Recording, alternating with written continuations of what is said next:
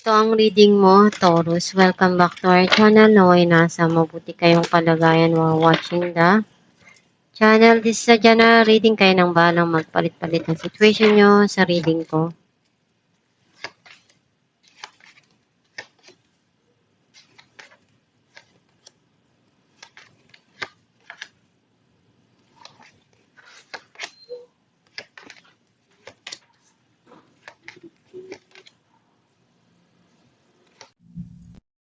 At the bottom of the deck, 5 of Swords. I feel like ang nasa-sense ko na energy mo, nakita ko na mayroon ka ditong hinahanap na gusto mong pagbabago sa buhay mo or gusto mong baguhin yung mga nangyayari ngayon sa buhay mo. And pinag-isipan mo kung ano yung magagawa mo pa dun. Ang mensahe ng card mo, mas naging matatag ka dun sa mga nangyari sa buhay mo. Marami kang pinagdaanan na pagsubok at natuto ka dun. And alam mo na ngayon kung paano magpaamo ng isang leon. Kahit ano pang pagsubok yung pagdaanan mo, alam mo na kung paano mo sasabayan.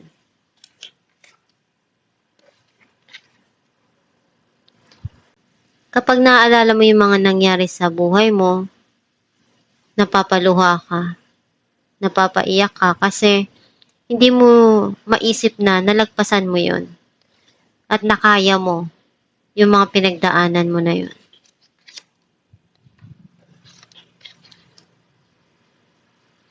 Andun yung pagsuporta ng pamilya mo, ng mga mahal mo sa buhay, doon sa mga ginagawa mo. Iniisip mo kailan mo kaya makukuha yung mga gusto mo, makukuha yung pangarap mo. And inaalam mo kung ano yung kaya mo pa na magawa para maabot mo kung ano yung pangarap mo sa buhay.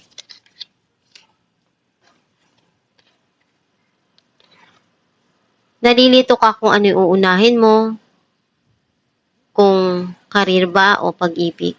Some of you need to balance yung mga nangyayari sa buhay mo para hindi ka basta-basta sumuko or mapagod.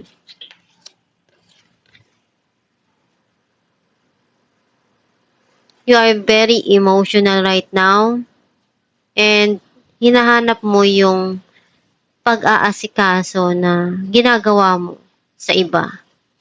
Gusto mo rin na maranasan kung ano yung pagmamahal na binibigay mo sa iba.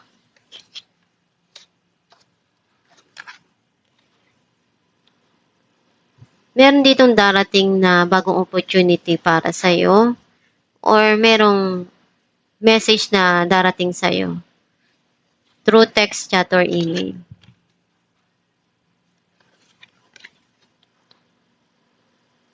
Andun yung success na magiging masaya ka, magtatagumpay ka doon sa mga pangarap mo. Or may celebration na darating. Clarify natin ang strength. 5 of Pentacles and King of Wands. Itong taon na to, sobra siyang nalulungkot ngayon. Iniisip niya na wala siyang mapuntahan or ngayon niya nararamdaman yung kalungkutan sa puso niya. Sa movie andun yung mas matatag ka na ngayon. Kahit ano yung pinagdadaanan mo, nakakaya mong malagpasan. Dahil alam mo na lahat ng pangarap, hindi naman basta-basta makukuha ng ganong kadali. Kailangan na pagsikapan. Clarify natin ang Ten of Pentacles. 2 of Wands and the High Priestess. Pinaplano mo yung mga gusto mo, yung mga pangarap mo, na gusto mong one day maging stable yung financial mo, makuha mo yung long-term na relationship or yung panghabang buhay na makakasama mo. And andun yung alam mo sa sarili mo na maaabot mo din kung ano yung gusto mo sa buhay. Clarify natin ang 2 of Pentacles. Some of you iniisip mong magtrabaho sa malayo Dahil alam mo, yun lang yung tanging makakatulong sa'yo para maging stable yung income mo. The Star ended. Andun yung darating na pagbabago sa buhay mo.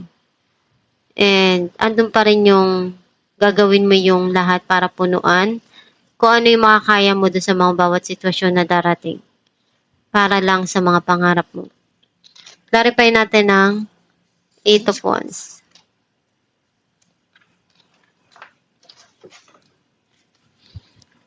Justice and the Magician.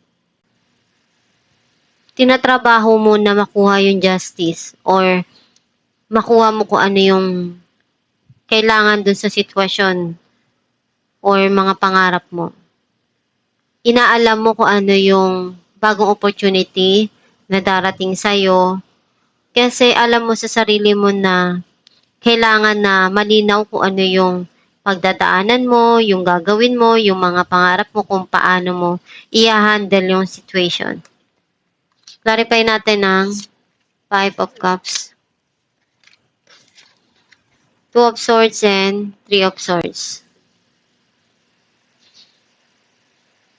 Sobra kang nasaktan dun sa mga nangyari sa buhay mo and natuto ka dun. Alam mo na lahat ng mga nangyari na yon, pagsubok lang yon, kaya mong malagpasan at magtagumpay sa buhay.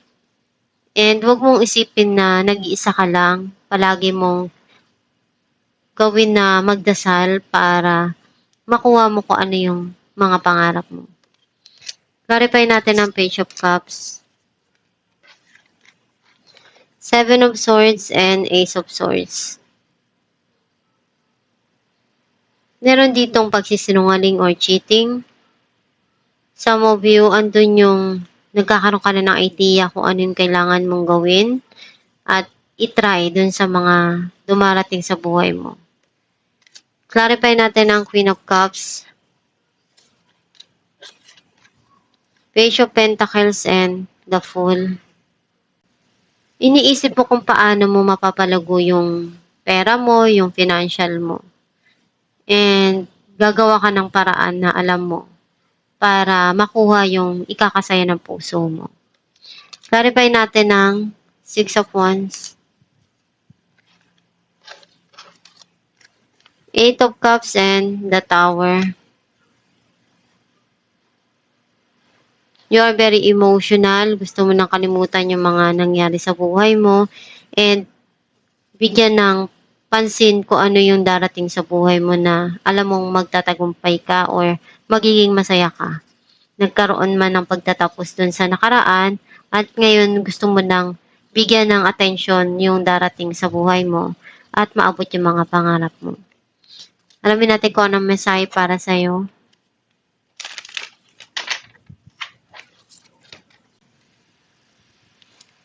My ability to receive is measured by how much I practice good feelings thoughts.